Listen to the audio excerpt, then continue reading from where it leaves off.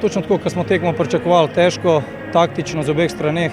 Mislim, da smo eni in drugi čakali priložnosti, ki je nažalost ni prišla tista prava in mislim, da smo odigrali eni in drugi zelo dobro tekmo na zelo visokem nivoju.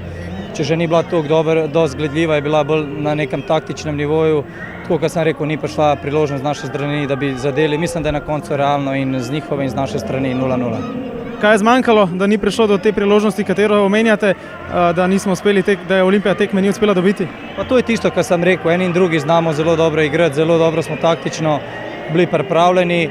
Nismo pustili niti mi, niti oni tisto, niti najmanjšo napako. Prišla je, ampak ni bila tako, kako bi rekel, konkretna, da bi lahko zadeli. In na koncu mislim, da je 0-0 pošten rezultat in mi smo fokusirani naprej, delamo, imamo svoj cilj in še veliko je tekem, tako da tudi če bi danes zmagal, nič ne bi bilo rešeno.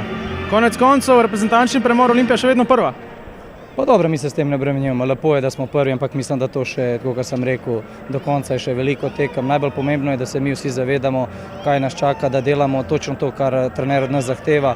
Zaenkrat to tudi izpolnjujemo in mislim, da je to tisto najbolj pomembno in mi bomo vse naredili, da naslednje tekme, ko bodo prišle, da odigramo še bolje in seveda zmagamo. Bo tale krajša pauza prišla prav, do 10. septembra za Olimpija nima prvenstvenih tekem? Pa dobro, zdaj ta reprezentančni premor sigurno bo prišla mogoče prav, ampak še enkrat, mi bomo imeli premor en ali dva dni in seveda naprej s polno paro bomo začeli delati, tako kot delamo vsak dan in gremo naprej.